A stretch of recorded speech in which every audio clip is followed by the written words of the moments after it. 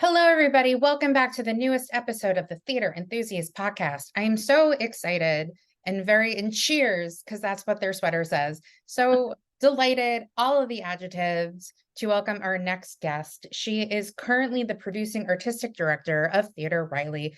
Raleigh, I can't even say things correctly. Did I say it right? It's been a long day. It's funny because it is Theatre Raleigh, but my daughter's Raleigh. Riley, so it's very confusing. Well, technically, I mean, you are the artistic producing creator of your daughter. That's true. So it's an So absolute Theatre Riley also works. yeah. Well, I was also, I didn't even tell you this, but I was lucky to see you as Lady of the Lake in Oh, you Spamalot. were? Oh my Yeah. gosh. And somewhere, I think on Facebook, maybe in the midst of you talking, I will find this photo of us together. I Yeah. love it. I'm obsessed. Well, anyway, please welcome Lauren Kennedy Brady.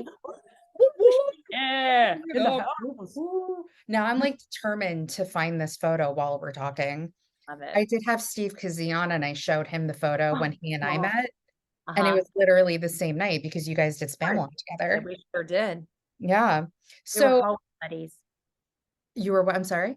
His dressing room was right next to mine on Oh, the hall. that's so fun. We'll get into Spamalot. We're gonna get into the whole thing because I saw It's that timely production so many times. now. Just so many times. Mostly because I have like an Alan Tudyk obsession Sure. I for get like the you. first half of my freshman year of college, which I don't like talking about because it's very embarrassing. Makes sense. Um, but anyway, let's start from the beginning. Where are you from? I'm from Raleigh, North Carolina. So that's the crazy part is, I couldn't wait to get out of here. When I Yeah. turned 17, I got into a, BFA program and went off to school. I was like, I'm never going back. Cut to turned 40, here I am back. But I love it. I say that because Raleigh's changed and Raleigh was always wonderful. Mhm. It's like a purple, city in the South, which has always been awesome. A city that always has supported the arts, and that's where I learned how to be an artist and performed as I came along. And as I got older in New York performing, and maybe not as enthusiastic as I should have been towards the end of my tenure there. I was like, maybe I'll go and just do this producing thing full time in my hometown and give back to the area that sort of helped me on my way. So it's kind of a full circle fun thing, and Raleigh is so killer. I love it now. Yeah. It's really vital, a lot of culture, great restaurants. It's really kind of awesome. Yeah. Sorry, I am looking for this photo while you're talking. I promise I'm not ignoring I'm you. not worried about it. It's gonna like bother me until I find it and watch me not find it until like after. And I then should if have been it more has to be, prepared. I'll Oh, I go found it. Okay, we're good. over. I have it ready to go. Um, so I know that you went to it's the Cincinnati Conservatory, correct? And do you Sure. want to Yep. talk? I'm sorry. Yeah, I said, yep, correct. Oh, cool. I know things. So do you want to talk about how you went from there to leaving early before Mhm. even getting a degree to Sunset Right. Boulevard? Yeah, well, so Cincinnati Conservatory of Music, also known as CCM to people on the inside. Mhm. It's one of the I mean, especially in my day, it was like one of the top tier, it was always on it, and it still is always on the top 10 theater schools. And like I had said before, I grew up doing theater here in North Carolina, and there's a regional theater here called the North Carolina Theater. And I'm going back a little bit before because it all strings together. So people I was working with in high school at the North Carolina Theater were all New York actors coming to Raleigh to work. Terrence Mann was the artistic director at that time. That was like literally between like Les Mis and Beauty and the Beast. He was just like, yeah, let me go be an artistic director for 4 or 5 years. And so he would bring all his friends down, and I would meet all these amazing people. And two in particular, one a man named Alan Coates, who's a stage manager, also from this area, and a guy named Joe Mahowal, who was playing Tony in a production of West Side Story that I did. And at that time, I was a junior in high school. I was like, where do I go to school, y'all? Yeah. And everybody was saying, go to CCM, go to CCM, go to CCM. So I didn't know anything about it. And I'd only heard of Carnegie Mellon and hadn't Mhm. really heard of CCM, and knew of NYU and Juilliard. And I was like, oh, CCM. Okay, great. So I just got it in my head that I was going to go. Like, it was just like, great, that's where I'm going to go. And everyone was like, well, they only take like 10 people a year. And I was like, but fine, I'll go.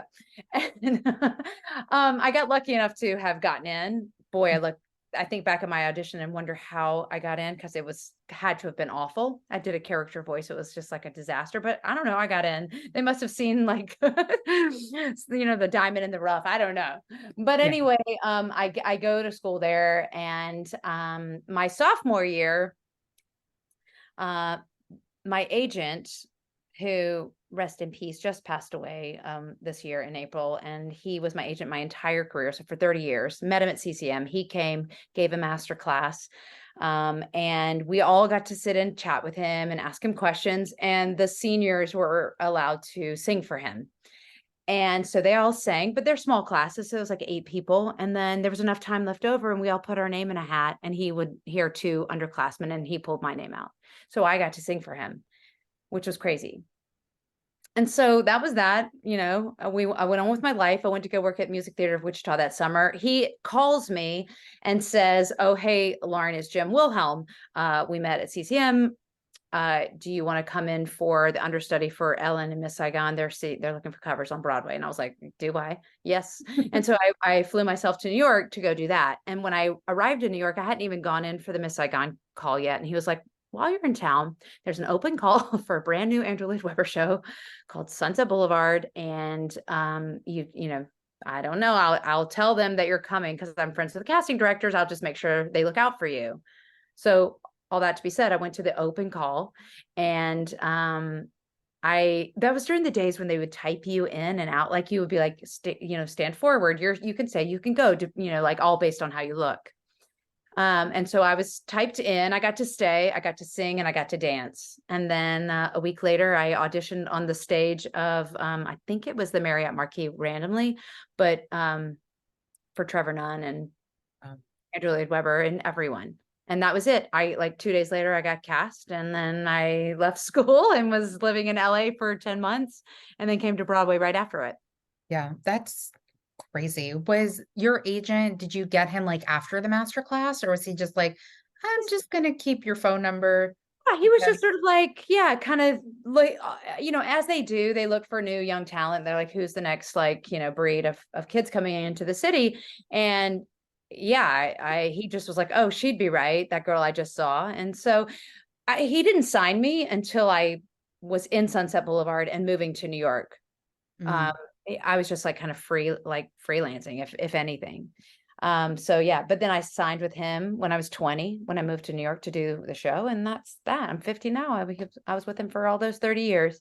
Wow, that's fantastic. Do you remember what you sang for him in that class? I do. I sing The Music That Makes Me Dance from Funny Oh, Girl. nice. Oh, and that was like my go-to song. You know how people Yeah. always have a song that's the song that booked me most of my shows. For For whatever. like the past like 30 years you worked with Oh him? yeah, no, I sang it until I was 40. I sang it all the time. Yeah. Did you just stop singing Williams as soon House. as you like moved and took over for theater? Oh my Wait, God, why? say that one more time. No, I was like, did you just stop singing it when you just moved back home and took over theater? Yeah, I Theatre keep wanting to Raleigh. say Riley, but that's not it. Raleigh. There we go. Yeah, I did. I've just now stopped singing it a decade ago. Because I don't really sing anything anymore. Oh, that's girl, you got to start singing. Do you sing in the shower? I sing in the car. I'm That's kind of good. like, singing along with Tay Tay Swift and stuff like that, but not really. I don't love it the way I used to. And, I've just had such a sea change in my life that has so much to do with um, giving other people opportunity as opposed to myself. So I just don't Yeah. care the way I did. And you have to care, like it's such a Oh, big of part. course. Well, I I mean, care that's about also I like, don't care about myself. yeah, I mean, well, that's also like a thing that I've heard, like you have to love it Yeah. to like keep pursuing it. I mean, that's also what I really love about doing my podcast and having different types of people on so they can get a perspective of other types of things they can do within the theater community because just, you started your career one way and Oh yeah. now you're like the head of this thriving theater in Right. Oh my God. You have Every a time I block. mention it, I'm gonna be like, I'm gonna mess it up. Yeah, well, I could have never seen it coming because I was your like typical theater geek. I was as pale as they come because I spent every day and every night inside of the theater, never saw any sunshine. And I just loved it, loved it, loved it, loved being in the room, loved, I didn't care about, necessarily being a big star. That's not what my original intent was. And, obviously, like, didn't really matter. I didn't stick it out either in New York to like capture that either. But I really just wanted to be around the people, be in the community. I loved being in rehearsal, was so fun. And Yeah. I could have just, all I saw was like Broadway or bust for me. And that's all I saw. And I couldn't have ever imagined doing anything else besides performing. And, life takes little crazy turns that you can't expect. And I love that. That's what I love about it too, is it snuck up on me. And I I just in weird sort of serendipitous ways, like I'm jumping forward, but I think the real catalyst for me is so I did a show called The Last 5 Years with Jason Robert Brown, and I was the original Kathy, and we did it in Chicago in 2001 before it came to off Broadway. But while we were rehearsing, there was lots of like drama around that, and there was like legal things. And so Lincoln Center was supposed to do it. They sort of backed out. There was no, New York contract or anything like that. While we Yeah. were rehearsing, I auditioned for South Pacific on the West End, or the National Theatre in London. And I was just like, I couldn't turn that down. So I went and did that. And then, of course, when I went and did that, they got a theater in Minetta Lane, and they did it in New York. And that was all well and good. And I mean, I was disappointed, of course, but the point of my story is that I missed that opportunity. And so I called Jason and I was like, your music's everything to me. I feel like I found my home. So I'd love to do an album. And can I do that? And can you do it with me? And like, can I sing your songs? Mhm. And he was like, yes. And I was like, oh shit, now I've got to do it. Yeah. Fuck, you said I could say it. No, I have to no, like I'm just like laughing because you were laughing.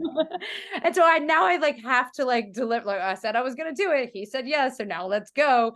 And so I had Mhm. to figure out how to produce an album, like just like that. So I was like, how do I do this? Like, how do I organize it? How do I make a spreadsheet? How do I hire musicians? How do I book a room? All that stuff. And so it was Yeah. so random that was kind of the beginning of my producing career. Mhm. First thing I'd ever put together from like beginning to end, that I hired people, that Mhm. I like crafted a story with songs and stuff. And I was just like, wow, I really love this. I love it. Yeah. Um, and so that kind of was the beginning for me. And I thought that I started dipping my toe into directing and producing after that. Yeah. So let's talk a little bit about the last 5 years because I mean, there's a huge fan base around Yeah, the last five of years. course. Like, you guys in Chicago, then I was in New York, and now it's a movie, which I think you could find on Netflix, and they did like a Yeah. revival at Second Stage. Um, so how did that come into your life? So that honestly, an audition, just Mhm. Mark Simon, who is a casting director, saw me at a production of a class act off Broadway. I was in the audience going to see my friend Julia Murney.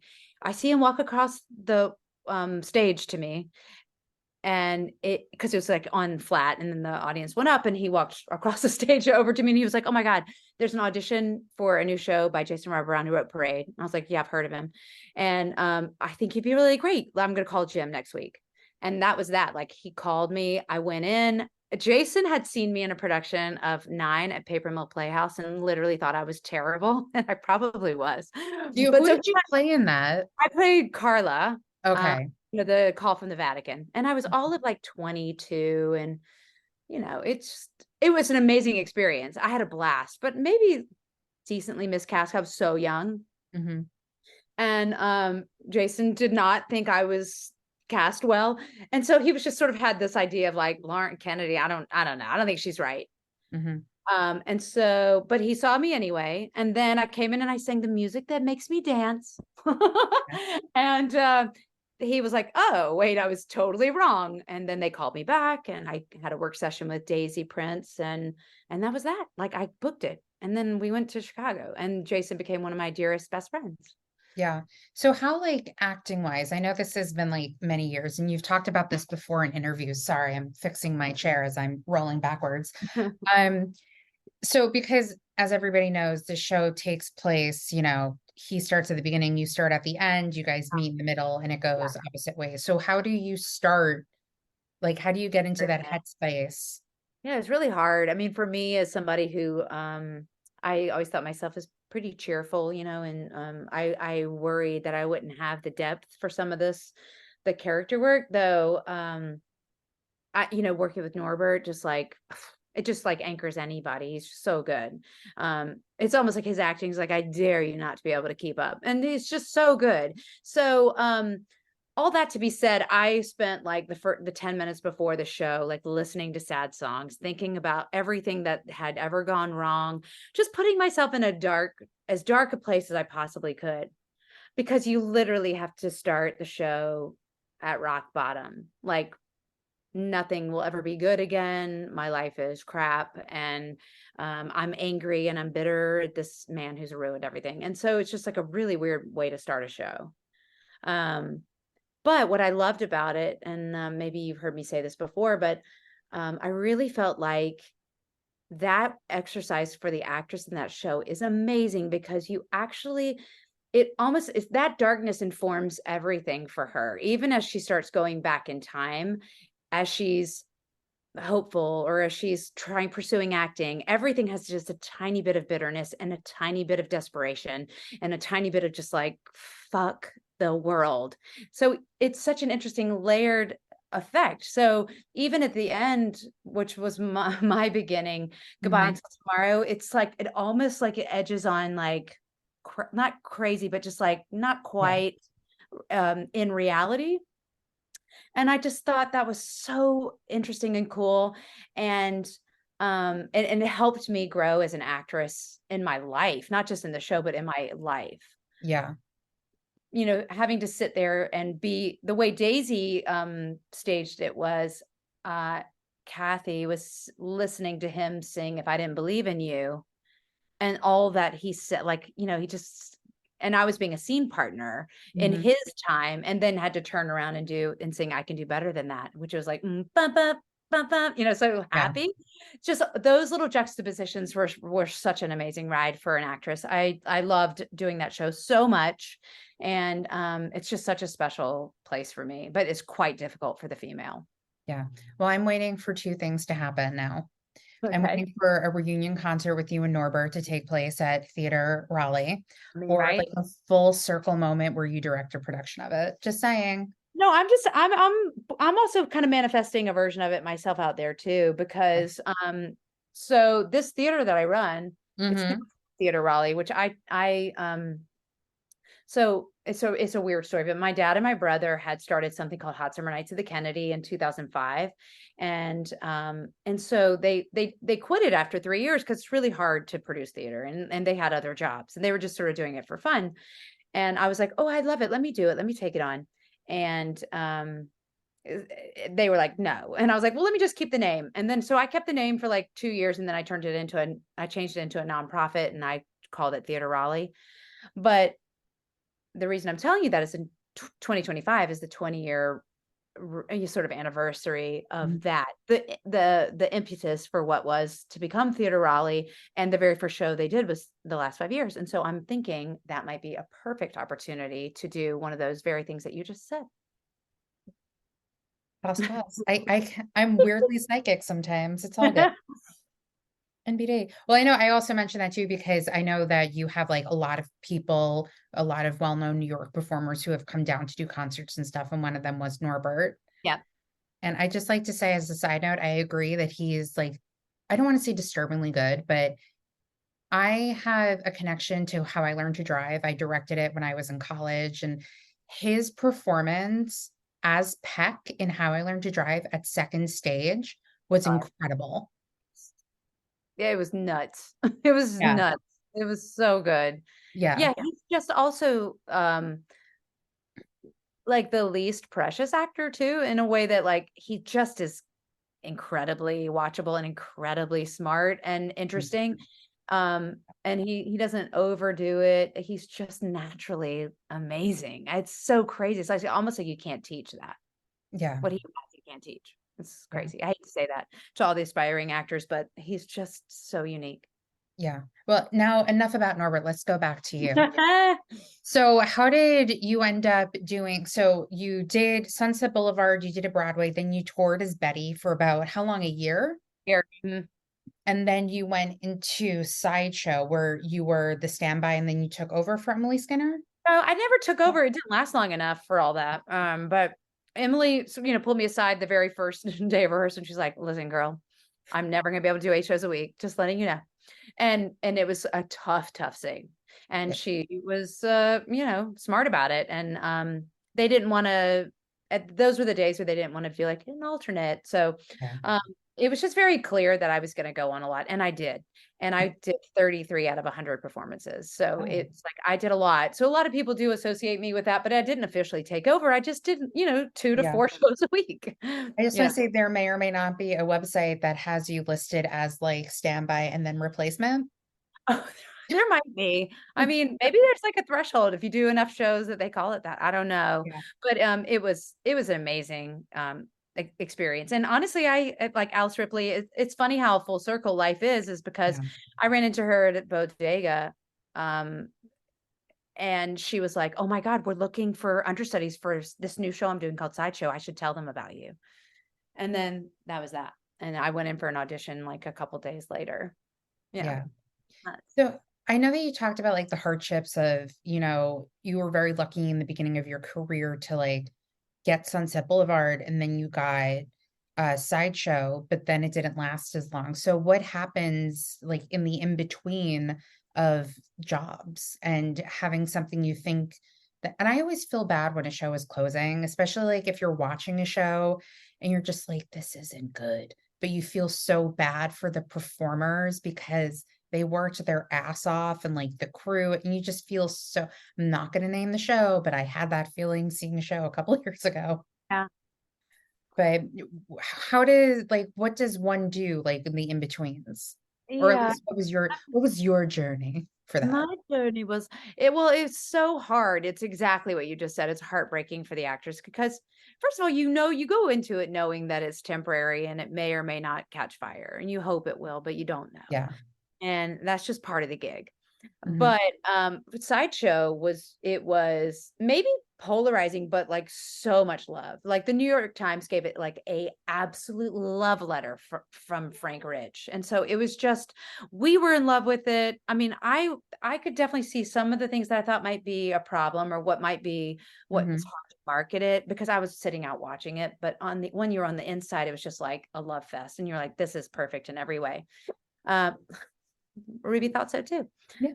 Um, so anyway, it was disappointing when it didn't last. There were campaigns to get it started back up again, like almost immediately. But that didn't end up working out. At the time for me, I was like, okay, so maybe I focus on I have a friend who says, maybe I need to make my dream more specific, because I had understudied like Sunset Boulevard and I was a Mhm. standby for Sideshow. And I was like, maybe I should say to the world and to the universe, like, I want to do roles. I want to play roles. And so Yeah. that's kind of what I focused on is I thought, well, I don't care where I play the roles. I just want to play roles. So I'm going to focus on playing parts and not doing ensemble or understudy because I was well on my way to being like Broadway's best understudy. I had turned down like 3 things in a row on Broadway to understudy, and because I was just like, I've done that. I don't want to do that. Like I'm not the happiest I could possibly be, and it was really important to me to be authentic and happy, and somebody else is going to love that job, and let's let them do it. Mhm. So I just was like, I'll just take a minute and it's going to hurt and it's going to suck. And I'm going to wish I had that money, but I'm going to audition for regional theater and I'm going to try to play some parts. Yeah. And so that's what I did. Like I went and just did like the Muni. I went to a show at like Seattle Fifth Avenue and like Tuts down in Houston, Texas. And I just, did that for a while. And and ultimately it was a very good choice for me, because I was just really happy doing that. And, I've always been a believer of Broadway's exactly the same as any other show you're doing anywhere, just Mhm. happens to be on a street called Broadway, you know? And the best part about doing a Broadway show is walking through the stage door. And then once you're inside, you're like, I'm just doing a show. And so I took that with me and just wanted to do shows and wanted to learn how to be a better actor and lead a company. And so I did a number of a number of those jobs until, let's see, I think it was maybe 2 years later, or 3 years, I got a show called The Rhythm Club, which was written by Matt Sklar and Chad Beglin, who wrote Wedding Singer and Elf. But Yeah. this was the very first show that they had worked on. Mhm. And it was to be done at the Signature Theater in Washington, or right outside of Washington in Arlington. And I guess that's another thing I didn't say is I was also doing a lot of readings and workshops of stuff, Yeah. and kind of like trying to attach myself to new stuff. And new works is amazing. It's the best. It's the best part of being an actor is doing a new work or reading. I will say, because you have a lot of regional credits and a lot of like readings and all that stuff. And I think it's important for like people to know that just because it's not Broadway doesn't mean that Oh my doing God. readings and like because But you're not working and busy, right? yeah, and even like you're not doing something in New York, you have like so many wonderful theaters like all over the country that people like go to see all these productions. And sometimes that's where like new works happen and you build these relationships with people Oh, too. for sure. Oh, for Yeah. sure. Oh, yeah. And that is definitely what I focused on was like relationships and stuff. Yeah. And doing, back in the day, like, but even before my time, people would do labs and workshops and stuff like that. And they're getting back to doing those on in New York again. Mhm. But this was a really interesting pocket of time where the new workshop was doing a brand new show out of town in a regional theater and testing it with an audience. Yeah. Um, and I did a couple of shows like that. One show called Hot Shoe Shuffle, and then the Rhythm Club, and then of course the last 5 years was at Northlight, and that was its sort of quote unquote workshop. But so the Rhythm Club was supposed to go to Broadway. I mean, we signed Broadway contracts. I like picked out my dressing room. That's the thing too that people don't know is, Yeah. there's a lot of shows that are supposed to go and then don't. And so, I think the there's like the infamous story of that musical Nerds that was oh, yeah. supposed to come to Broadway, and they were like literally in the rehearsal. I don't remember if they had the marquee up or not, but then like they came in, they're like, yeah, it's not happening. Yeah. And then there's also like the musical Rebecca, which everybody, Oh my God. yeah. Yes. It's so awful. And I've certainly done a lot of those shows, maybe not as high profile as that. Mhm. But the Rhythm Club, which is honestly it's like very similar to Harmony. And Harmony was being developed even way back then too. This was in year 2000. And it was about these it took place during Kristallnacht, and my character was a German Christian, and then she started in the singing group with these Jewish boys and like that whole political thing. Mhm. And the music was amazing. It was so awesome. We were supposed to go to Broadway. We lost a $2 million investor, and then that was it. It just like shut down, closed up, and they've tried to revive it a couple times, or not revive it, but just like get it going again, but it just Yeah. hasn't worked out. But then like a few months later, and that's why life is crazy. It works out the way it's supposed to. That's when I auditioned for the last 5 years and got that. So that Yeah. worked out okay. But yeah, I was just plugging along, trying to be a better actor, taking acting classes, Mhm. um, totally staying true to my pursuit of wanting to do theater. And I didn't ever do TV and film. It was just not my thing. Mhm. So yeah, I'm a theater buff. Enthusiast, as a matter of fact. Oh, there you go. So how did Les Miserables? So I'm trying to pronounce it as you would, or as I would Well, say, I don't know Les if I Mis. would. You beat No, me on that. I don't know. Limit. Les Mis was actually my first musical I ever saw. I was 5. Oh, bless. Oh my And God. for years, I would say, you never take a 5-year-old to see Les Mis. And I would always say this to my mother. And then at one point, she turns to me and said, you have to get over it. The tickets were free. So, I mean, like growing up, because I was 5, I saw the show, I was like, I don't like this. I mean, now I appreciate it, but it wasn't like my This is long. yeah, it wasn't like my favorite show. I mean, it's still not my favorite. It doesn't mean I don't like Yeah. it. But it's not Well, in my top list of favorite musicals, but I it's my can't wait to ask you what yours are. oh, Um, well, if the people who have listened know, but I will tell you later. I what was I going to say? But it's my older sister's favorite musical, and I remember seeing the movie with my mom and her turning to me when Aaron Tveit and Eddie Redmayne came on the screen, and she's like, "Ooh, they're hot." You're like, mom, cringe. Yeah, Um, so Les Mis for me yeah, was like I was the last woman standing in New York who had not done it yet, I think is really ultimately what happened. yeah, No, I did it in the 16th year. I was, the day that I went in, they announced the closing of the original. yeah. Um, I think the plaque is still in front of the Imperial. I haven't walked by in a while, but I think it's still there. yeah. It was a very cool experience for me. I just finished doing South Pacific in London and Hmm. working with Trevor Nunn again. So I think by the time, I was old enough to be considered for Fontaine. When I went, I really vocally was not really right for Eponine or Cosette. So I was just too young for those roles in my 20s. So I Hmm. was 29 when I got Les Mis, and I think I was one of the youngest Fontaine's on Broadway, but she was young in the book. I mean, if you read the book, she was 22. Yeah, But anyway, I think they were like, cool, she's worked with Trevor. Like, she's great. Like, she fine, knows. Yeah. let's ask her. Yeah. And so it just kind of worked out in my favor. And I loved doing it so much. I mean, I loved Les Mis. I'm unlike you. I didn't go at 5, but I was 16 when it opened on Broadway originally. And no, 14. I don't know. Age is just an illusion at this point. It's fine. It was 87, so I think I was 14. Um, Yes, I'm doing math in my head.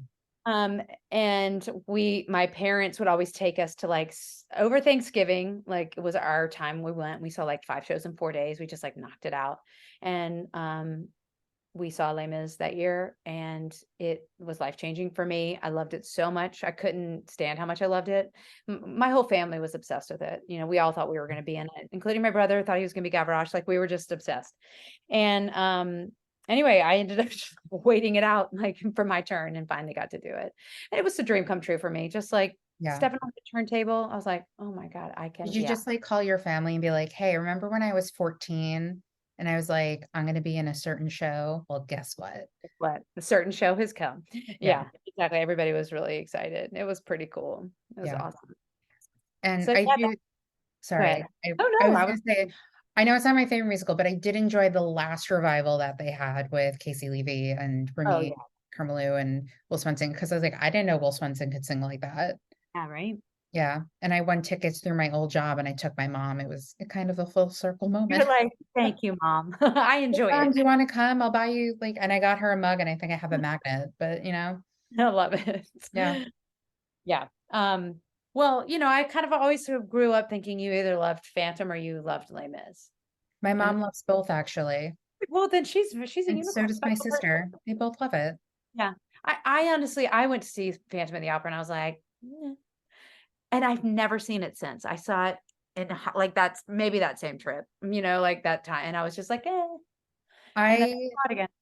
I will fully admit to this that the dun, dun, dun, dun, dun music freaks me out. Like I was so scared to see it. And then I saw it like I think with my camp. And then I was like, I need to see this again. And then they announced Norm Lewis Oh, was forget it. going to be the Phantom. And his voice just like does like my body like has a physical reaction to him singing. Yeah, I get Like it. like legs kick up in the air. Like it's not normal. I And love it. so one of my best friends who, God bless her, has dealt with me in those situations. She sacrificed herself and came with me to see him Ah, Phantom. And I'm sure her thigh is still red for me, like grabbing it every time he opened his mouth. oh, it's amazing. It's literally amazing. He just came and sang and did a concert at Theatre Raleigh. And this was like crazy town. He Mhm. did Stars. back to back with Bring Him Home. He just like went from one like massive standing ovation applause straight Mhm. into Bring Him Home and then into the music of the night. I mean, people were just like, their minds were blown, like brains were all over the I wall. probably would have been like standing and like falling over at the same time. Yeah, it was nuts. Yeah, I will say, so I used to do merch at Broadway shows, and one of the shows I merched at sometimes was Porgy and Bess. Hmm. And so I actually met him there. And I don't remember what I said to him, but he like grabbed my arm and was like, ha ha ha. And then he left and I was like, I would never wash this arm again. he touched my arm and it was great. Yeah. Oh, he's the nicest human too. He's so Yeah. sweet. I've heard just wonderful stories about him. I don't want to like name drop on my podcast, but somebody's like, yeah, my wife is in love with him. Like they have a thing and I don't appreciate it. You're like, what's happening? Like, I know they have a flirtation and I'm like, sir, Calm down. calm down, sir. So let's talk about Spamalot, which I said I've seen. And so this is me, I think at like 19. Oh, And oh I my right there. gosh. I Oh know. yeah. Yep. Ugh. You look exactly the same. Thank you. So do you. You're like, I'm 50. I was like, what is your skincare routine? It's like it's called no makeup right now. Thank God this is a podcast, not a video. I I mean, I record on video, but I never release it, which is so funny when people are like, somebody was like, I put on a nice shirt. I was like, great, I put on makeup. Like, I mean, you said podcast, so I was like, here I am. I'm cooking yeah. turkey and getting everything ready, so I just didn't even.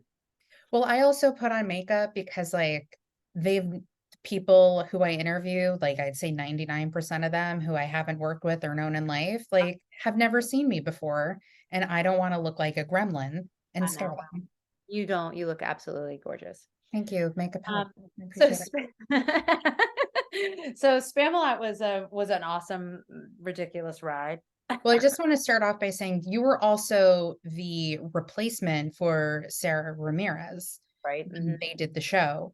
Um, and that show was huge at the time, like won a ton of And Tonys and they just had, won the Tony, so that was intimidating.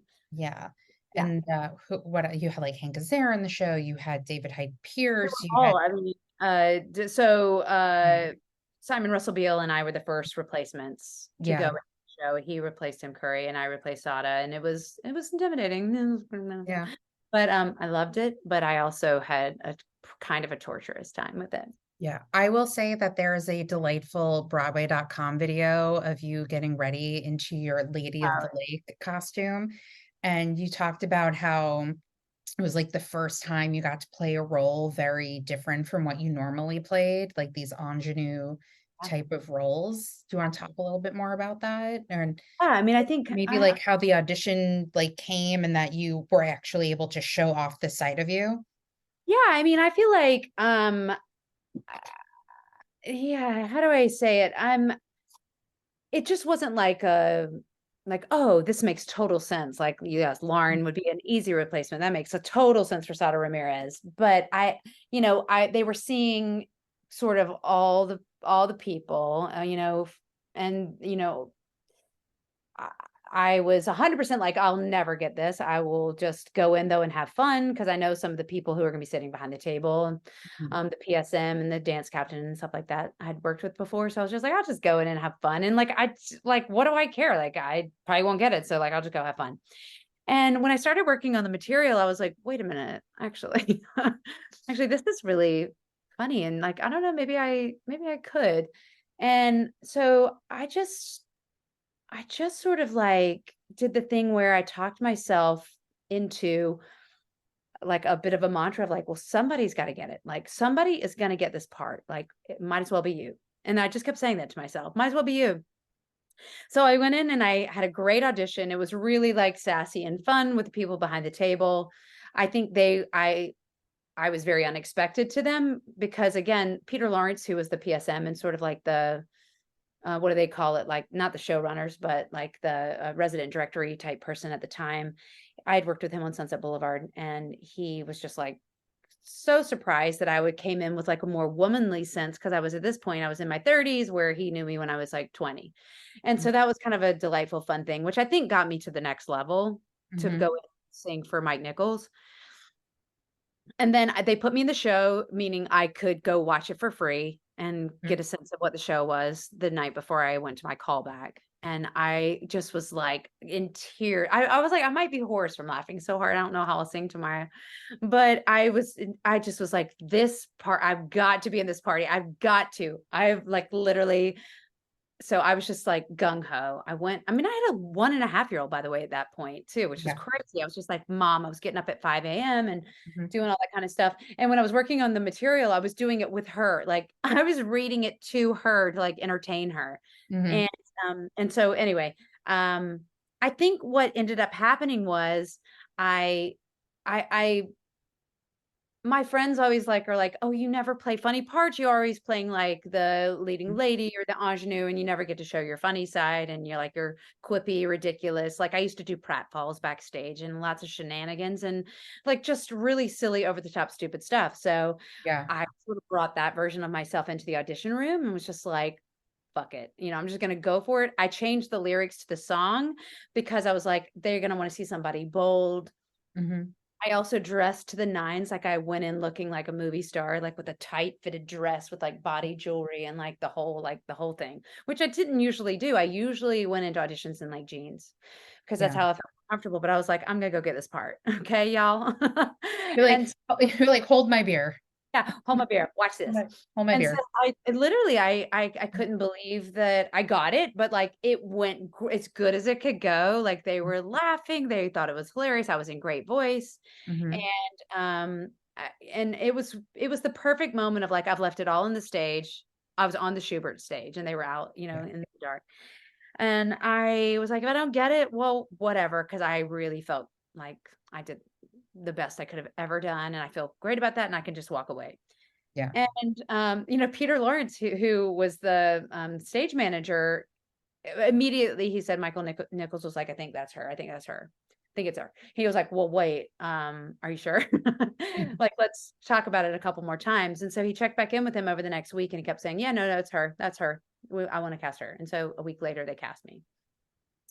And, you know, I think that inspiration of the audition kind of, it obviously when you go into rehearsal for it, it kind of like settles back down and then the reality comes into play. And I think it was really hard. This is the part where I was tortured and why it was really hard is that, when you're following somebody like Sada Ramirez, who, they did such an amazing job of creating it.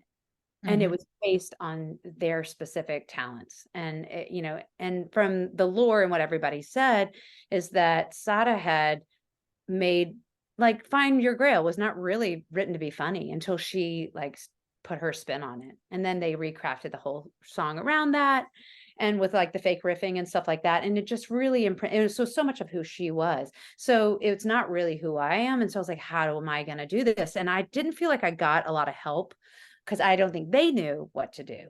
Because for whatever reason, what I brought in the audition, they were like, great, she's got it, she can do it. But when it came down to rehearsing it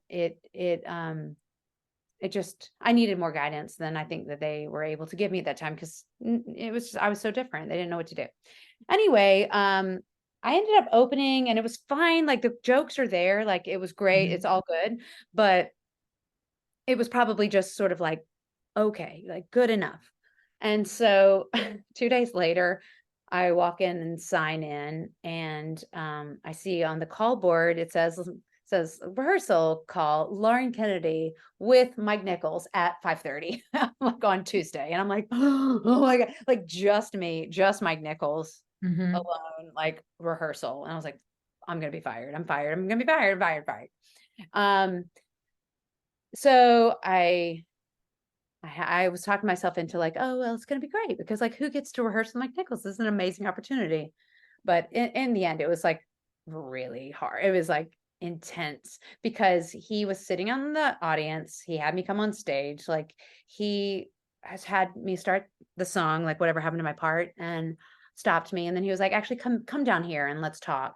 And he started like asking me questions about my childhood, asking me like about like how the show was going backstage. And he's like told me how he'd been watching me from afar and how he didn't really like the way that I was you know, like moving through the world. Like he was like, you're a beautiful woman. Like you're working way too hard. You really should let people come to you. Like you're too nice. You're too this. And the whole thing was like, imagine this was like him sitting there with like 4 other men behind him and me and just like my little makeup and my like top knot and just trying to like not cry.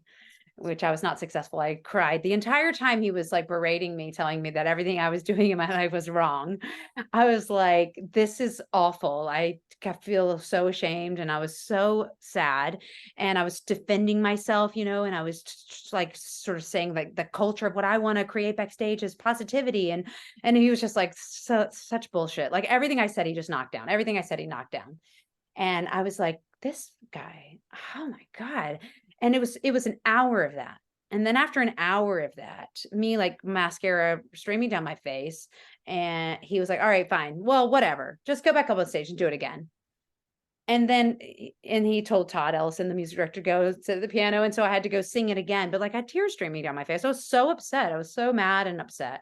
And I left that rehearsal being like, you know what? Fuck those guys.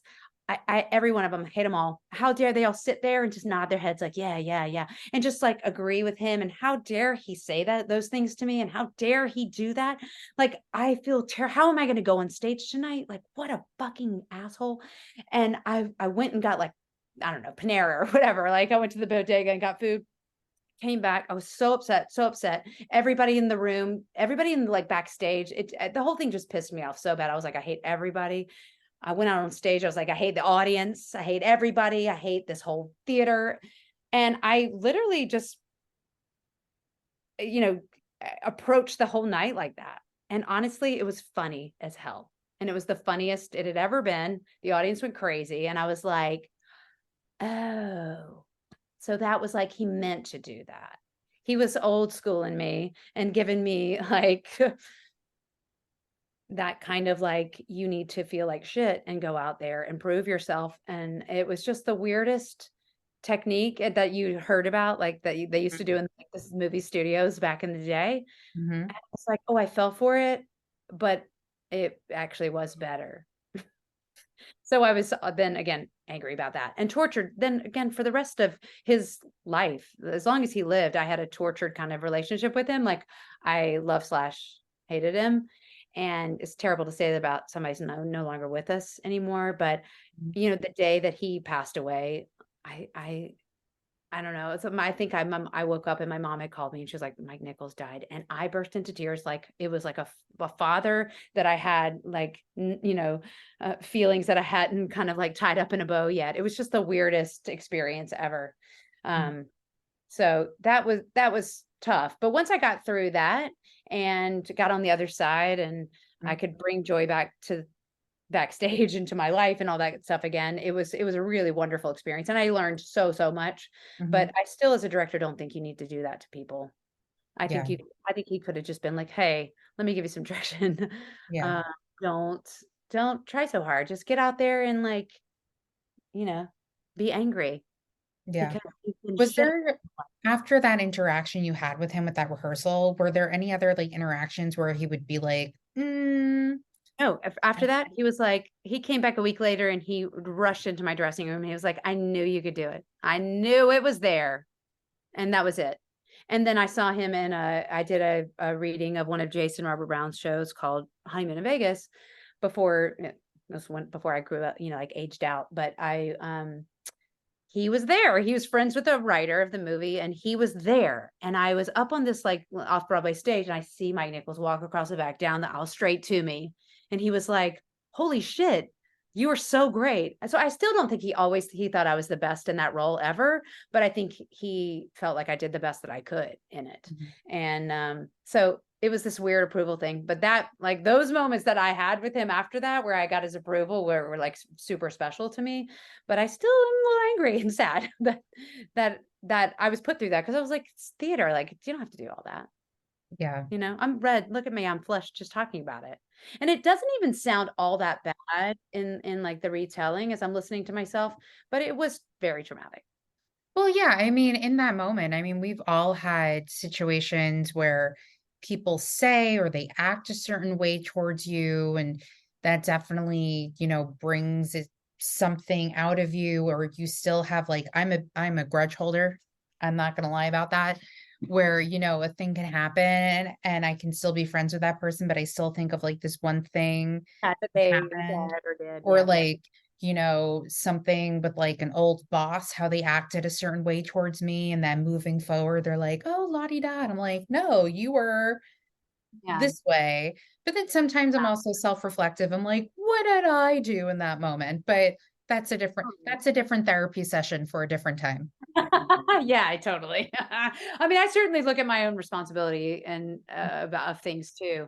Yeah. That when I'm just sort of like, whoa, that when I go forward in my life, I won't do that to somebody because that Yeah. was super painful. But it just is what it is, and it did make me a better actor, and did make me better in the show. So I don't know. Yeah. Yeah. It's just, I agree. It's kind of because he's, from old school. And I remember talking again, name dropping Steve Kazee. I think he said that he also auditioned on the Schubert stage because like back in that during that time, like he didn't audition in theaters anymore. And Mike, because it was Mike Nichols, like he auditioned people on the stage. Yeah, So, totally. like stemming back from that. It's very old school. So I want to talk quickly, excuse me. I mean, I know we jumped around, but I love South Pacific so much. And one of my dream roles, which will never happen, is Nellie Forbush. Why Um, it's I don't know, but how did so you were doing like last 5 years, you were kind of waiting for like that to happen, but then how did South Pacific come to you? And by the way, for those listening, you can get the cast album for Lauren Kennedy Brady's production of South Pacific at the National Theater, directed by Trevor Nunn. Thank you. Thank Plus. you. How that happened? It was my agent that I was telling you about, Jim Wilhelm, had a friend, another agent friend. His name is Jörg Betts over in London, who I don't know. They just had an alliance, kind of like how some agencies share, like they have like a sister office somewhere. And I Mhm. think they kind of had that situation. And Jurg was like, hey, Jim, Trevor Nunn's coming over to New York. He wants an American Nellie Forbush. He's got time to see like 6 people. And so I think Tara Rubin was casting it, or it was, one of those, one of the big agencies. Mhm. Potentially Johnson lived back then. Can't remember. But he called and he was like, Trevor knows Lauren. If you're calling people in, like, can she get seen? And so I did. I was one of 6 girls who were called in to sing for Trevor Nunn that day. And I literally I was in rehearsals at 890 for the last 5 years. And I walked on my lunch break up to, like Chelsea Studios and rehearsed. I'm sorry, and auditioned for Trevor on my lunch break and then went back to rehearsal. But again, I didn't feel bad. It was so crazy because, like, sometimes when you're doing a job, I'd be like, I would never go audition for something else. But I was like, this does not have a Broadway home or an off Broadway house. So I don't know what's happening. I can't not go audition because this contract is only in Northlight and it will be over at this time. And then this doesn't conflict with it. And so I went for the audition, and I didn't necessarily think I was going to get it. I just wanted to see him again and go in and like have a good time. But I booked it. And so that was crazy. And the whole time I was like, what do I do? What do I do? What do I do? And finally Jason was like, you have to go. You've got to go. You got to go do it. And you've got my blessing, and I don't know if we can wait for you, but like I totally understand that that's the thing you've got to do. And Norbert, the whole time, like we were sharing a car up there, and he was like, girl, you got to go do it. It's just such a great opportunity. And, Mhm. it's things will work out the way they're supposed to. And they did. Yeah. Um, but yeah, that's how that came up. So I feel like, um, I just, I don't know. I feel like I got lucky a lot in my time, like knowing people or being aligned properly. And I guess having the preparation when those sort of serendipitous moments occur. So you're prepared for when, the luck strikes. Yeah. Um, I certainly was prepared for that, and I was a really hard worker, and I loved auditioning. Auditioning was just like my jam. And Mhm. so, yeah, it just aligned really well. Yeah. What do you tell people if, I mean, if you're asked this question, which I'm about to ask you?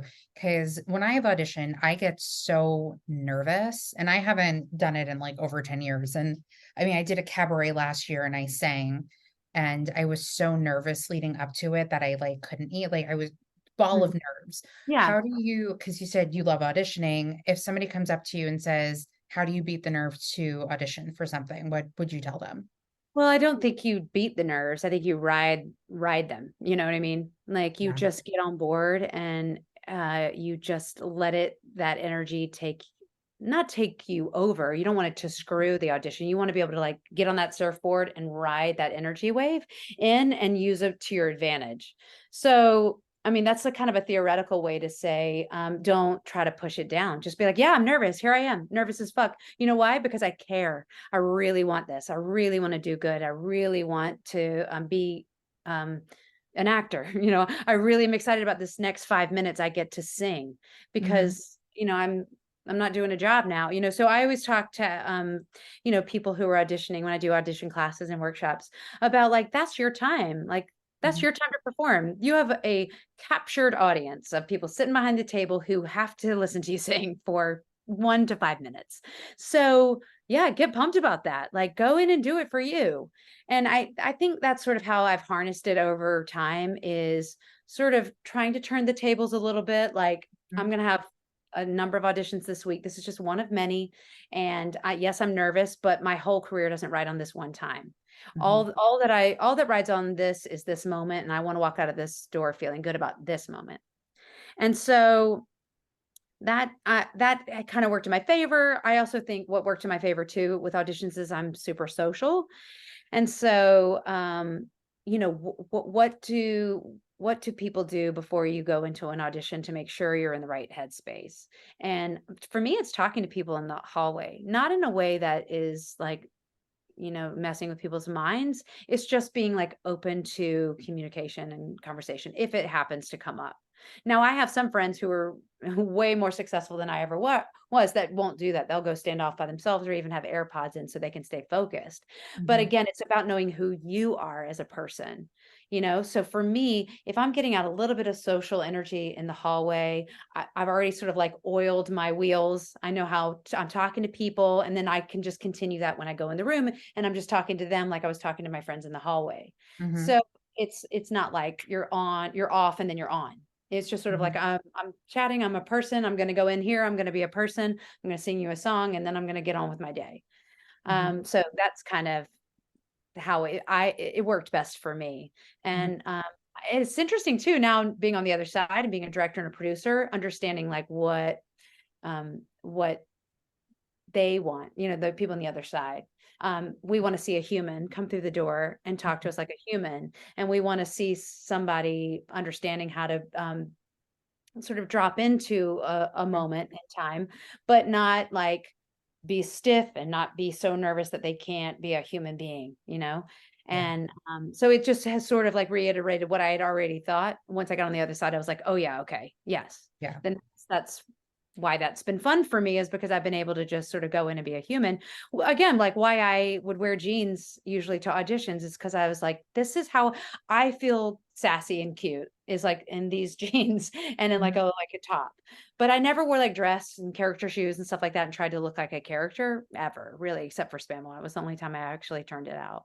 Yeah. Um, so I just always encourage people to be their best version of themselves Hmm. when they walk into an audition. Yeah. I will say, I thought it was funny when you said that your daughter was your audience. And I thought for your Spamalot audition, and I was like, that kind of works because Monty Python, you have a 1-year-old. I was like, that's Yeah, a it perfect totally audience to stands. have. She was just looking at me like, Oh, a cow? yeah, I Hilarity. know, hilarious. Yeah. Uh, But I do want to touch base on like three more things, and then I want to talk about like your producing, directing, and sure. Theatre Raleigh. I pronounced it correctly. Yeah. Yeah. So you did Vanities off Broadway, but you first did that in California. So how did that come to your life, and how did the LA production or California production end up off Broadway? Yeah, so Vanities was just something I auditioned for, though I knew David Kirschenbaum, who is the writer. I had done readings back in that period of time where I wasn't working and doing regional jobs and trying to play roles of a show called Summer of 42, which he wrote with Hunter Foster. And so I knew him then, and I had auditioned for him for a couple other shows that he had written. Mhm. And then I did one of his songs on my second album. So I worked with him in the studio, and it Called Here and Now. yeah, that There Here was Now was the album, and all new music by all new writers, like the up and coming, crew of Just writers. trying to plug your stuff. I appreciate it here now. Okay. And his song called Unanswered Question, I sang that on my album. So we had kind of reconnected then. And then Vanities, the audition came up, and I just was, like you do, you get submitted for it. And I went in and auditioned for it. And it just kind of worked out great. But it was a really fun audition because I got to work with Sarah Stiles and Annalisa Vanderpool in our audition. So they paired us up, which was really fun. Yeah. And that chemistry worked really great. We got cast. We went to Pasadena to do it at the Pasadena Playhouse. And at that time, it was actually slated to go to Broadway. Again, picked out our dressing rooms. I don't think the marquee went up, but we were supposed to, it was getting ready to, and it was all going to happen. But I'd be curious to know, what Broadway theater was that going to go into? it's the one that's on 41st it's on the east side of Broadway, so between Okay. Broadway and Got it. 7th. As John Leguizamo calls it, the ghetto side of Broadway. That side. Yeah. It's one of those theaters. I can't remember what it was called off the top of my head, but I have a picture of me and Sarah Stiles because because it was 2008 and it was like the recession, and that was sort of why the show didn't go to Broadway. Mhm. And there's a picture of us in the New York Times of us standing in front of the theater like this, and it just didn't happen because of the recession. So that was sort of like dead in the water.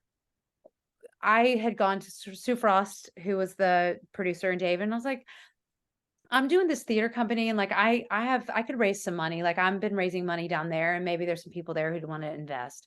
And so I started like wanting to, again, it was like what I was sort of already doing with Yeah. Theatre Raleigh. And I was like, let me get involved in sort of helping produce it and try to raise some money. So we did a little bit of that. Ultimately, it ended up that we were not able to raise enough money to do it on Broadway, but they got a deal at Second Stage, and so we did it there instead. Mhm. And ultimately, that was exactly where it should have been the whole time. It's an off-Broadway show for sure. It's three people, with a bunch of costume changes, and it's a sweet story about friendship, and it didn't need to be on Broadway. So it was perfect the way it was. And we had an excellent experience, and it did as well as it could for that. They have rewritten it since and have done a revival of it, I think at the York, and they did it in London. And I actually have directed at my theater. Yeah. So that was a fun experience for sure. So also you were nominated for, I believe, the Barrymore Award for Zelda, or am I? Yeah. That's right. And we did it at a theater called it was in Marlton, New Jersey, right outside of Philadelphia. So the Barrymores are in that sort of vicinity. So Yeah. we were included on that. And that was a Frank Wildhorn show. So you've done a lot of readings and stuff. Yeah, I done a ton of that. Like I was a part of the beginning of working on that. And so I was Zelda from the get-go. And we did a lot of private readings, a lot of places. We went like to a place in Florida and did kind of like a producer's audition there. We did some readings in New York. We did the production in outside of Philadelphia. And then we did it again at Flat Rock Playhouse in 2012. So I loved playing that part. That was an amazing role. For those wondering, it's based on Zelda Fitzgerald. Zelda and F. Scott Fitzgerald. Yes. It was called Waiting for the Moon first, and then they called it Zelda. Yeah. So I think I wrote down like the different titles. Now watch. Okay. Zelda, Waiting for the Moon, An American Love Story, and Scott and Zelda, The Other Side of Paradise. So it That was the first one. It was Scott and Zelda, The Other Side of Paradise was first. Yeah. And then got it. So I want to talk about you doing the 10 Commandments. Oh God. With Val Kilmer. And I only say that because like I totally forgot about it. And then when I did too until you brought it up. oh, I'm just kidding. Sorry. No, I don't remember seeing it. I just remember like Val Kilmer doing the Ten Commandments. And I was like, oh yeah, that was a thing. Al Kilmer is Moses. Yeah. Yeah. That was like billboards all over LA. I mean, what a trip that show Wait, was. was it like a concert show that they recorded and it like you buy it on DVD or something? I mean, it was, oh, oh gosh. We don't have to It talk about was, it. We can no, move no, on. no, no. It's Oh, really okay. funny to talk about. Because it was kind of like an amazing slash terrible experience. But Val Kilmer, right? We rehearsed on Paramount Studios, like in Wow. stage. Mhm. They built the set in a sound stage, and that's where we went to work. And we rehearsed for like a month and a half. And we were just like on Paramount Studios. So like that was crazy. My daughter was 5 months old. And Oh, so there I was like with this baby, and I had like my ex-husband, my husband at the time, bringing her to me so I could nurse and stuff. It was like that. It was that. It was crazy. And uh we it was Adam Lambert was in it before he was Adam oh, wow. Lambert. He Yeah. was like just one of the Well, I smaller mean, he roles. also did like And Wicked on Tour and stuff. He started off as like a so theater. he auditioned for Wicked when we were doing Oh, wow. yeah. So like when we were doing Ten Commandments, he was like, I got an audition for Wicked for the tour. And I was like, go do it, go have fun. And you knew he was a star. Like he had Mhm. one moment where he sang a solo and it was just like, wow, this guy is amazing. Yeah. And Val Kilmer was a trip to work with. I mean, he bless his heart, like he hadn't done a musical, but he's got a wonderful voice. Hmm. And it was just a trip. It was very Hollywood. And it wasn't ready for prime time. They had a ton of money. And the man who produced it was Max Azria, who owns BCBG clothing line. And Hmm. he saw a version of it in France where it was in French. And he was just like, this is the story of love. I'm bringing it to America and I will do whatever it takes. And he threw a ton of money at it. And he had these amazing pop writers write the score, and the score's good, but it just, it didn't come together. It wasn't lightning in a bottle by any stretch of the imagination. And there were certain things that happened along the way that kind of like derailed it. But we Hmm. did film it, and it's not great. I don't recommend you run out and grab it. I certainly didn't think I was good in it. But if you want to see Adam Lambert before he was a star, like that's a trip. That's fun to watch. Yeah. That that's a great way to like end the performance part of your career of this podcast and like talk about Theatre Raleigh. So you mentioned earlier how you kind of like took it over from your dad and your brother, and wasn't it originally called the Kennedy Theater? And then when you took over like a year later, you renamed it. Yeah, well, so my dad is not in show business at all. He's an electrical wholesale engineer, and he had a wholesale business, but he loves theater. Like he would take us to shows all the time. He and my mom both, they just love theater. Always a patron, and he was definitely somebody who was integral in raising money for theater. And there's the Performing Arts Center in downtown Raleigh. Was just one theater called the Raleigh Memorial Auditorium, and he helped raise money for the whole facility. They built a few theaters around it, one including a black box theater in the back, but nobody was using it. And anyway, it's named after him. It's named after my mom and him because they raised money to build this facility.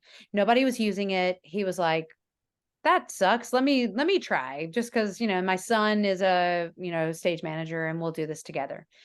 And it was a really sort of fun moment in time for them, but it just wasn't sustainable because they had other jobs and Yeah. careers and stuff. But that is kind of how I got involved. My brother asked me to be sort of a casting, sort of creative associate for him.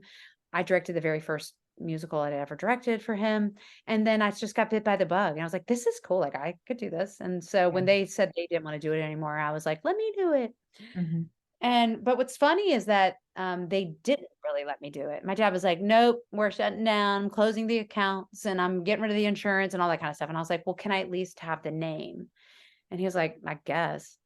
And like, I think I had a mailing list of like 20 people. And so I was like, well, I feel like even though they weren't like killing it in terms of numbers because they were building, it was only the third year. I was like, let me just at least stand on their shoulders Yeah. and keep the name, at least at first. So the first few years it was called Hot Summer Nights at the Kennedy. Then we dropped at the Kennedy and just called it Hot Summer Nights. Then I formed, it's a process, by the way, to become a nonprofit. So that took like 2 years for me to get my nonprofit status. And when we got that, I called the nonprofit Theatre Raleigh with the idea of it be a bigger umbrella, and Hot Summer Nights would be like one of our series. And then Mhm. we would do some other things like new works or concerts and stuff. But, I was naive in the sense that it takes way longer to build an audience and to build like trust and stuff from your patrons than just a few years. So I mean, it's honestly taking me like a decade to Yeah. like grow to the place where we're able to do some of the things we're doing now. Yeah. So it just evolved over time. Hot Summer Nights, that series became the summer series, and now I just call it my main stage because we don't do it in the summer anymore. We do it Yeah. throughout the whole year. Yeah. So yeah, it's evolved. Yeah. So I know that you just had Amy Spanger because, Yeah, yeah, do the love prom, and Amy. she's coming, same. Yeah. Um, and she's coming back to direct Tick Tick Boom Yep. for your new season. I apologize, Manhattan, there's a siren. But you also have Bill Durham coming up next season. Uh, why am I brain farting on other things that you have Yeah, we're coming? doing Vanya, Sonia, and Masha and Spike. Yes. And we're going to do Jane Eyre. We're going to do a new 12-person chamber version of Paul Gordon and John Caird's Jane Eyre. So oh, sorry, go ahead. And Curse of the Starving Class is the final play we're going to do at the end of the year. So in regards to you picking out your season, how do you decide what you want to do? Well, it's like a puzzle for me. I have like a running list of like dream shows that I want to do and things that I love aesthetically. I ask advice, I talk to people, I read a ton of scripts, I poll my patrons, things like that. So all these, things are just like floating in the ether for a while. And then there'll be like an opportunity to do a certain show. For instance, Bull Durham this year was something that I had been involved in, not as a performer, but as a producer in the early sort of incubation of it back in 2011 or 10 or 11. And that sort of had its own trajectory. They did it at the Alliance. They've done a couple labs in New York, and it was supposed to go to Broadway recently, but then I'm very sorry about that. I don't even know what happened. Good. It was a ding. But I just hear sirens, so you're fine. So it didn't end up going to Broadway. Then the pandemic happened, and Ron Shelton, who was the screenplay writer and the director of the movie, reached out to me through a mutual friend here in Raleigh and was like, "Hey, we want to get Bull Durham up and going again. Would you be interested?" And I was like, "Well, let's talk and see. I don't know. Let's see. I love the music. I love the idea. I love the script. Let's see." And so I've been talking with them since 2021 about it. And we finally got the right sort of scenario with the right pieces in place and the right people in place. My theater is too small to do the production. So we have a partnership with Duke University, and we're going to do it at the Reynolds Theater there. And so that kind of fell into place, and it worked out perfectly. So when it felt like we could do Bull Durham and give it the credence that it needed, that was sort of like the big piece of the puzzle, or sort of like our main jewel of the season, so to speak. And then what happens then, once you get something like that in place, then you start sort of figuring out what goes well with it, like building a meal in essence. So that's kind of how I look at it. And then I was working with Matt Bogart, who directed our production of Jersey Boys, who had done a production of Jane Eyre, and he was in his like bucket list to do it again. And he had heard that John and Paul had done this 12-person version, and they really wanted to film it for streaming. And I was like, well, I could do a 12-person version, no doubt. And I love that musical, and let's start talking about it. And Megan McGinnis, who is one of my dear friends, had done Daddy Longlegs for us here. She's super tied in with them. I thought, what a no-brainer to have her direct it. They love and trust her. So it's been really cool. And so they've been involved in this because we're filming it for streaming. So that's been really cool. So having those two big shows, and then it was about putting smaller, more, maybe more current contemporary stuff, which is why I thought Tick Tick Boom was perfect. It's been a bucket list show for me anyway. Amy's been a dear friend of mine. She actually replaced me in Sunset Boulevard when I left to go do 9 at Paper Mill. Mhm. And so we've been friends for a really long time. I was like, well, that makes total sense. Like she could Mhm. come. She's just Yeah. been here. People love her. She directed. She was the original Susan. That makes total sense. So that just slotted right into place. And then, my patrons really like zany comedies, in the summer, especially, they want to like just escape and Yeah. laugh. And so Vanya, Sonia, Masha, and Spike seemed like a perfect time to do that. It's been on my list for a long time. Mhm. And my husband is going to direct Curse of the Starving Class. It's been a play that he's had on his bucket list. And again, dark comedy, but like social kind of Yeah. um, has some like social undertones in terms of like the American dream, not quite, Yeah. gotten. So I like the story it tells, and I think it's going to be a good thing for our audiences to watch and perceive and see. And so, yeah, there's all these little pieces that go together. There's reasons why I pick shows. And hopefully it just adds to the landscape of art that's being offered here in Raleigh. Yeah. How do you decide who you're going to have direct? What's the casting process for those? How involved are you in some of these productions that if you're not directing, even though you're kind of the artistic producer of the whole, producing artistic director, excuse me, of the whole situation? And also, before I forget to ask this, that's proper. Um, do you like have other seasons already mapped out, or do you take it season by season or like one show per season in your head? Yeah, it's pretty much season by season, though I can already think of like a couple things I'm interested in Mm, pursuing in 25. mhm, But nothing locked down, nothing in stone at all. I definitely am somebody, even as an actress, that I'm very like inspired in the moment. And so mhm, I definitely trust like my instincts about like if something hits me, if I get an idea, wake up in the middle of the night and I'm like, oh my God, I will just trust that and I'll ride it through. mhm, But another way in which I, sort of make some of these decisions you just asked about is really, when people ask me, when people come to me with an idea, like Matt came to me with the idea of Jane Eyre, and I was like, oh yeah, yeah, you're great, you're talented, you're smart. That's a great idea. That fits well with what I'm doing. Let's do it. I'm very open to collaboration and want people to bring me ideas because I do kind of feel like that's one of my like superpowers is just being like, oh yeah, I hear what you're saying and I can see that that's a good idea and let's do it. And I'm better because you're amazing and you're going to make all of us better. And I really think that's what's been sort of special about what we're creating at Theatre Raleigh. Um, but I am very involved in, I pick the directors, um, and a lot of times directors that I love will come to me with an idea and I will be like, yes, let's do it.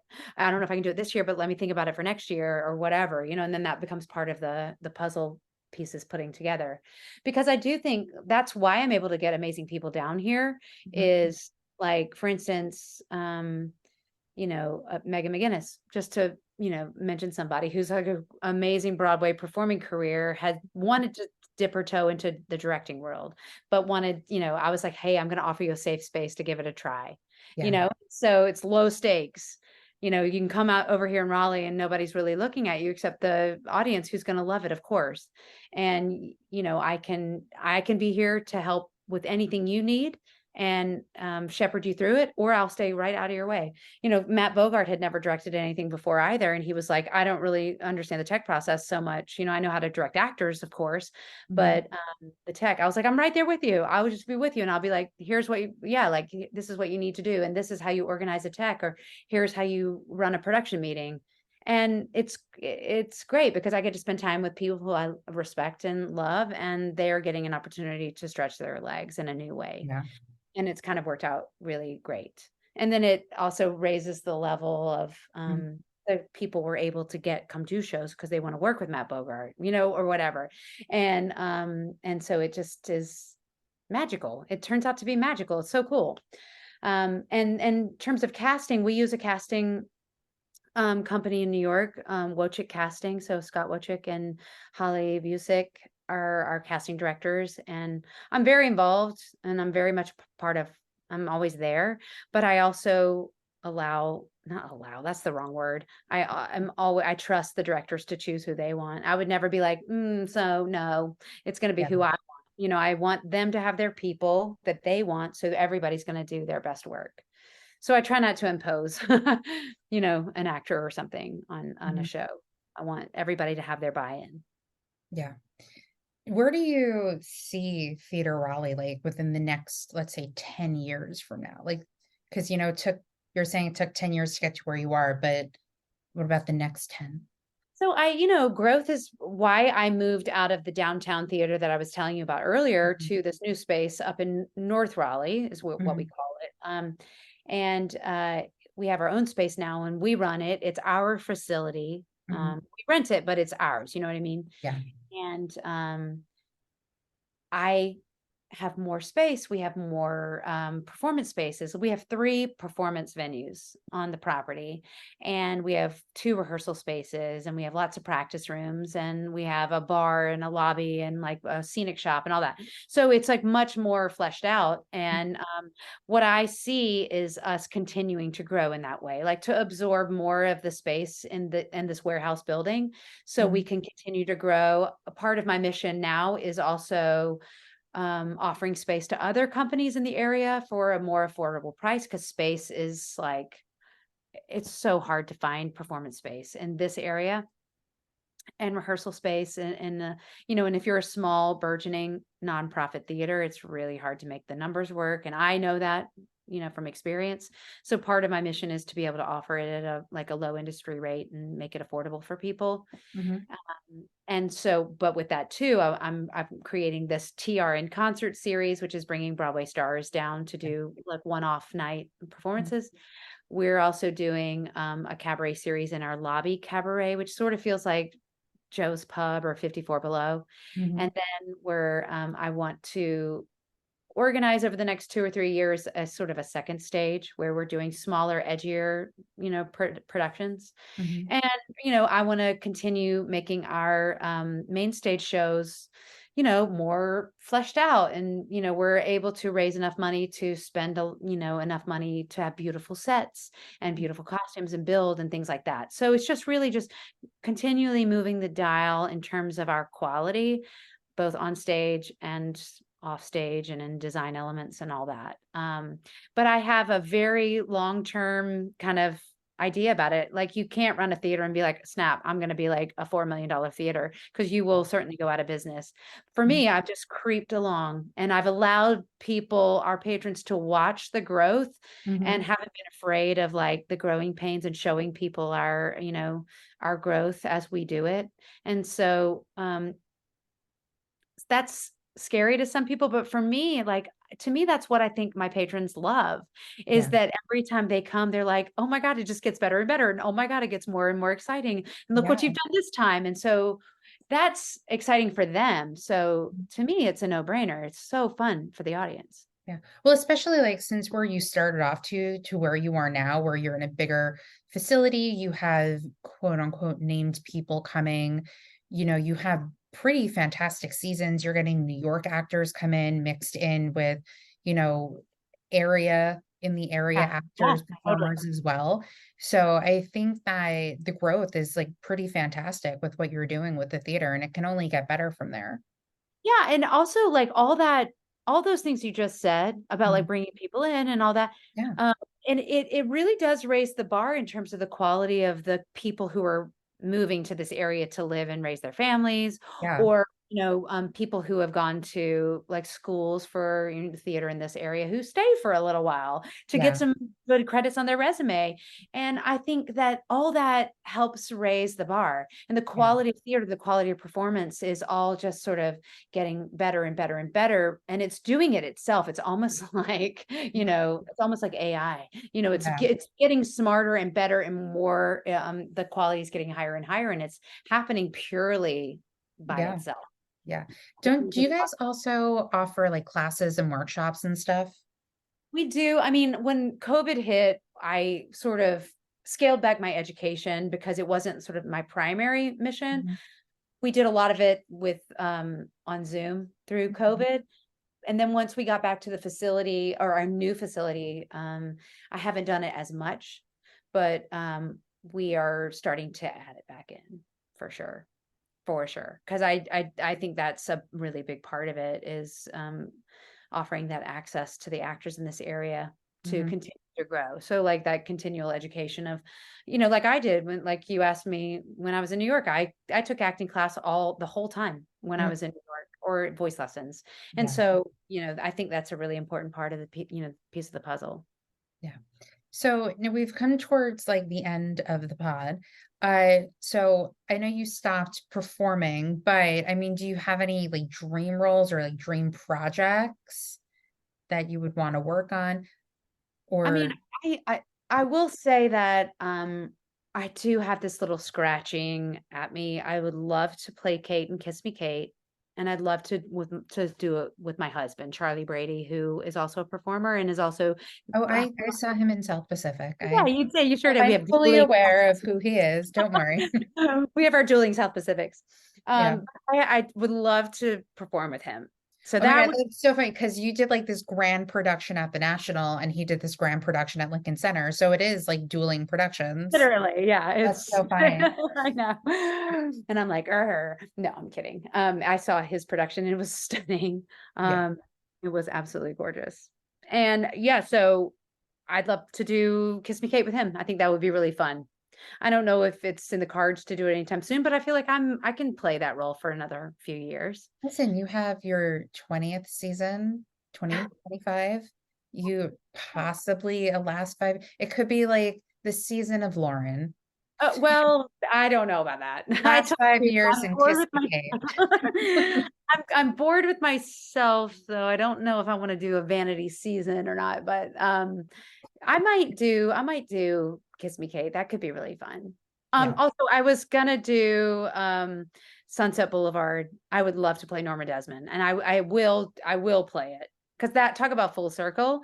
Yeah. Um, the North Carolina Theater, which is my theater it's not my theater, it's my home theater. Like I grew up doing shows there when I was a kid.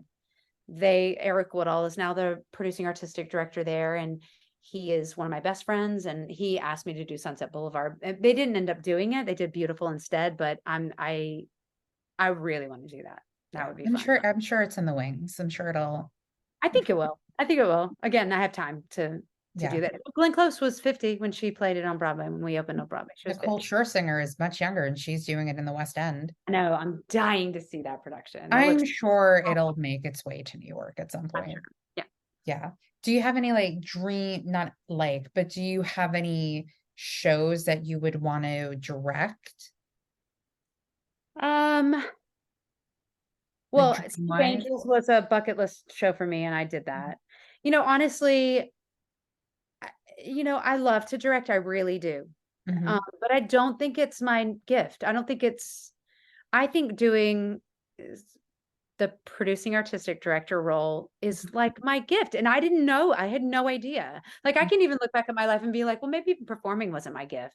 I was fine, like I did good, Yeah. but being the artistic director and producing shows is I do think it's like what I was always supposed to do. Like I feel like I'm good at it. I feel like I'm good at putting a team together. I feel like I've got good taste. Yeah. If you could say that out loud, I mean, that might sound Oh, cringing, but I tell people all the time because during the pandemic, I directed a bunch of virtual play readings and I cast so well. So yeah, yeah, they made fun of me. They said I need a t-shirt that says I'm good at casting. really good at casting. But I do think what I'm really good at is like I can put a director in place and help them put a cast together in place and let them do what they do. Like we have some amazing directors like Megan, like I'll let her go.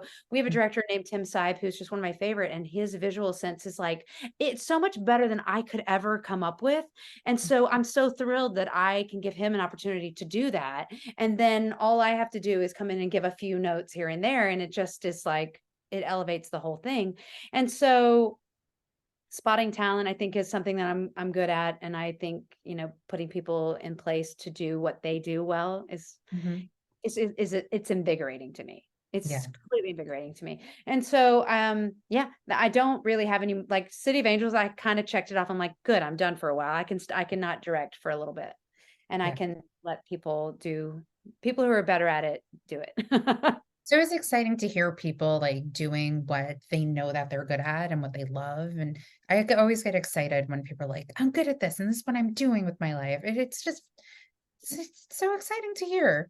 Yeah, it for sure is. I mean, I spend enough time on the other side being an actor or being a director and stuff like that, that I feel like I have a lot of empathy and Mm. I can see everybody's side. And Yeah. so my goal is to create a really good culture for people to create good work. And when we are able to do that, Mm. when we do, for the most part, you can't knock them all out of the park, but Yeah. I feel like we're doing really well and people are really enjoying working at the theater and they're treated well, all that kind of stuff. And that is what I'm for, you Yeah. know, creating a good space for artists to do what they do best. Well, I agree with that aspect of like, because you were on the other side of it, you know what it's like. And, not to again be like that person, but when I have directed before and, I directed How I Learned to Drive in college. And I just remember specifically, like, we would have fun in the rehearsal room and we would laugh at certain points, but I'd say to them, just because we're laughing now, don't expect the audience to laugh at this moment. Yeah. And just because you're on the other side of it, you're fully aware of like how to direct and how to navigate the other Yes. side. Yes, exactly. And like being somebody's third eye is also great too. I feel Yeah. like that is part of my value as well, is being able to be like, okay, I've stayed out of the rehearsal room, stayed out of your hair. Now I'm looking at it and I have perspective and here's some thoughts. And Yeah. I start every time I give a director notes with like, take it or leave it. Like, honestly, I just have to do my job and tell you what I see. But, there's definitely times where they don't take it, and that's okay. Like, Mhm. even if I sit and watch it on opening night and they're like, well, they didn't take my note. But Yeah. again, I'm creating a space for people to do their work. And that's the joy of it for me. It's like, it's not my work, it's their work. So Yeah. I will say what I feel, but they don't have to take it. Yeah. Well, speaking of watching other people's works, what has been your top going theater experiences? Oh gosh. Well, when I saw August Osage County on Broadway, it was life changing for me. Yeah. Like a 3-hour play. And I was like, start back at the beginning and do it one more time for me. That'd be Oh, great. and it went by like that. Like that. It was Yeah. over in a second. I loved it so much. I truly believe it was one of my favorite. And City of Angels, when I was 16 years old, I saw it, and that changed my life too, which is why I wanted to direct it. Mhm. Um, I thought it was such a undervalued show, and it took me so by surprise, and I just wanted to be Rachel York and like all that. It was so exciting to me, and that changed me. Um, and I will say, just recently seeing Kimberly Akimbo, because the joy Mhm. that I feel like I sometimes don't see in a lot of theater these days. It's not as much joy. Yeah. Like, it was so effervescent. It was so deep, Yeah. so tortured in many ways too. But like, it was like Victoria Clark's performance, and that to me was like the most unbelievable like shot of oxygen that I had experienced in a really long time, and I just loved it so much.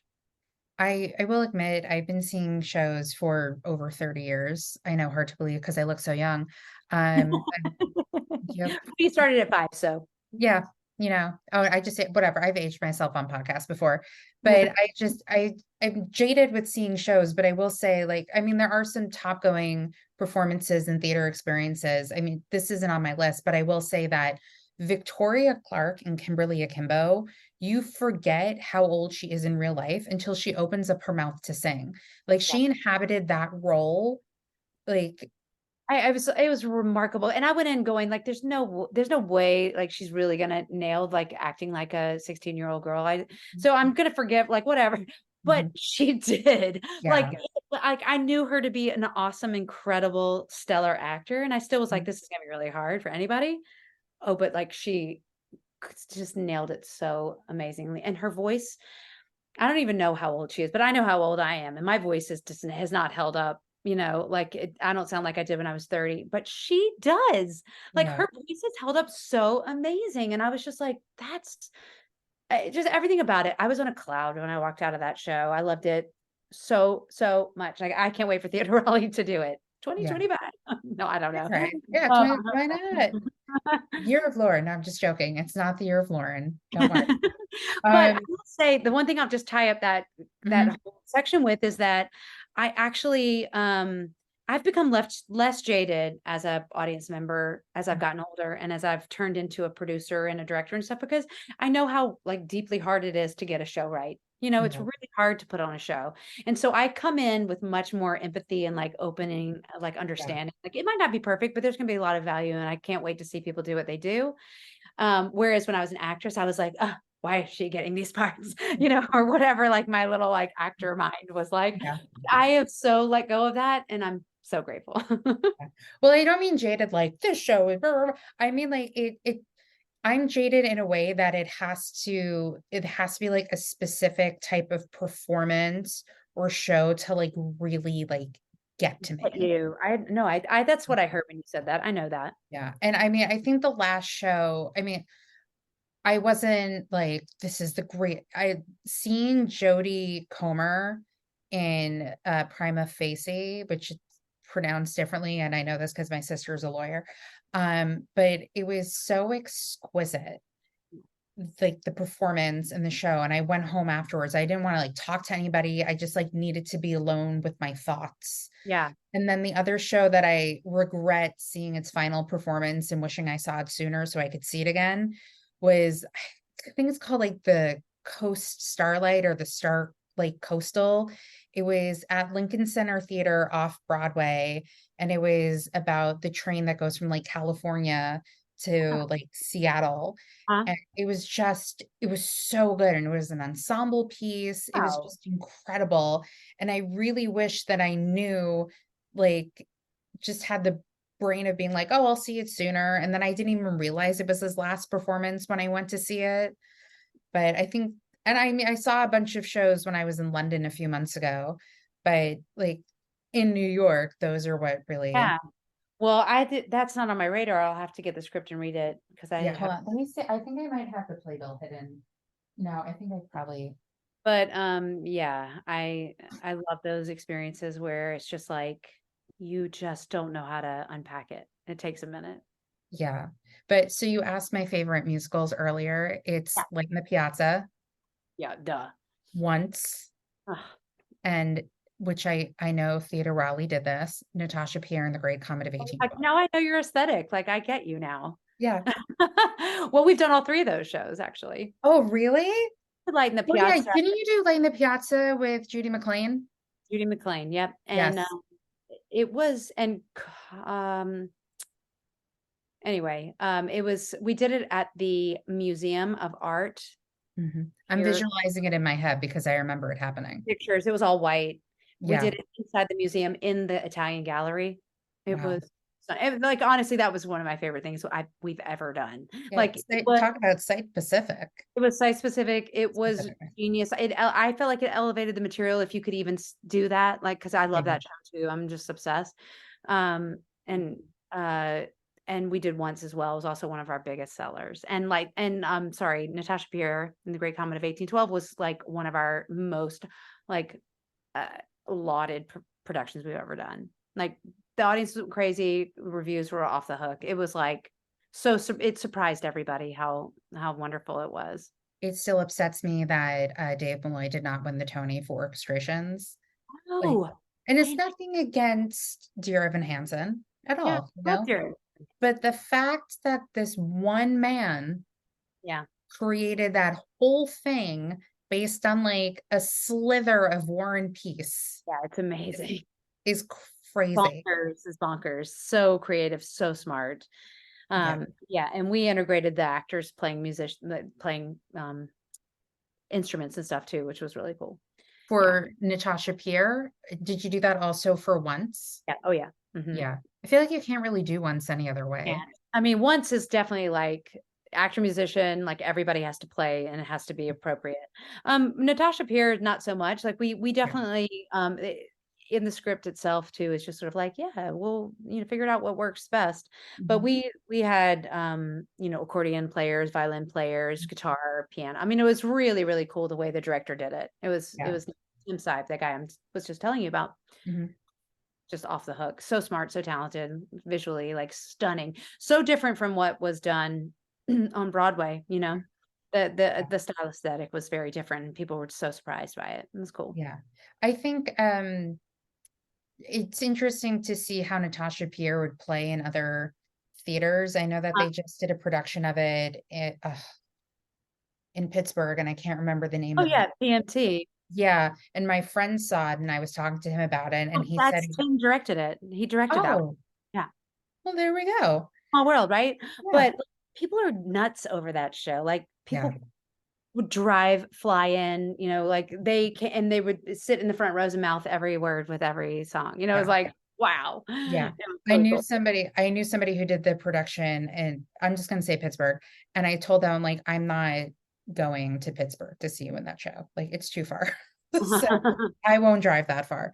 But my friend was saying how it was really cool to see it in, like, just like a regular stage, Yeah. Yeah. and it can eat. And he said it's such a shame it didn't tour because it would have probably done so well across the I know. country. It could have, yeah, easily. And maybe it still will. Anyway, Who knows? Maybe there'll be a revival. you never know. Well, now that the SAG-AFTRA strike is over, I can finally ask this. Okay. Inside the Actors Studio questions. Lauren Kennedy Brady, what is your favorite word? Fuck. Perfect. What is your least favorite word? Mediocre. What turns you on? Great talent. What turns you off? Bad talent. What is your favorite curse word? Fuck. It's a good one. You can use That's it so many different ways. What sound or noise do you love? the sound of my husband's singing voice. What sound or noise do you hate?